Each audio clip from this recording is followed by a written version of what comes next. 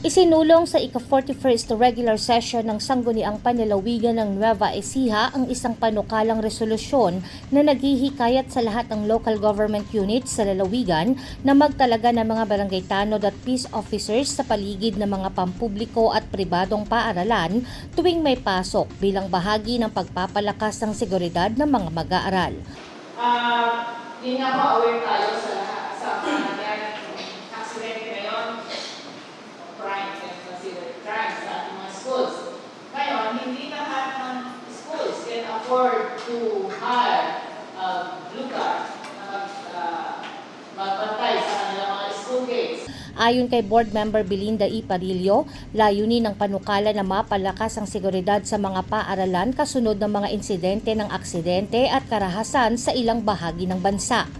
Anya, mahalagang magkaroon ng aktibong presensya ng barangay tanod at peace officers upang makatulong sa pagpapanatili ng kaayusan at agarang pagresponde sa mga insidente. And we all know na ating mga paaralan, ang karamihan sa ating mga guro ay mga babae. Sometimes they're helpless with all those bunch of children. How can they protect all these children?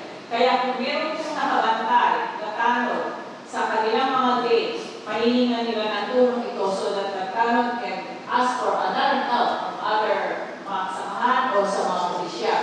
Binigyang diin din sa deliberasyon ang kahalagahan ng pagbibigay ng sapat na pagsasanay sa mga barangay tanod at peace officers upang maging handa sila sa tamang pagbabantay, pagtukoy sa mga kahinahinalang sitwasyon at mabilis na pagresponde sa anumang banta sa seguridad ng mga mag-aaral.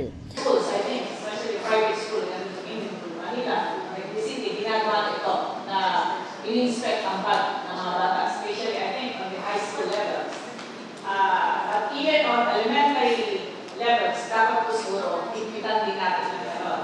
Pagbarangay sila, i-barangay tanod, should be, how do you call this, medyo mag-train, no? Kung paano ba ang proper na pag-inspect ng mga bag ng bata o paano nila medyo matingnan yung medyo suspicious na estudyante.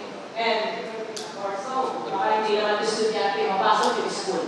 Ipinaliwanag din ng may akda ng panukala na ang pagtatalaga ng mga barangay tanod ay hindi lamang magsisilbing kalagdagang seguridad sa mga gate ng paaralan, kundi magiging katuwang din ng mga guro at school personnel sa pagpapanatili ng kaligtasan ng mga mag-aaral lalo na sa oras ng pagpasok at pag-uwi. Matapos ang sponsorship at deliberasyon, inaprubahan ng Sangguniang Panlalawigan ng mosyon na i-refer ang panukala sa Committee on Peace and Order para sa masusing pagtalakay at pagsasagawa ng mga kinakailangang public hearing bago ito sumailalim sa mga susunod na hakbang ng proseso ng lehislasyon.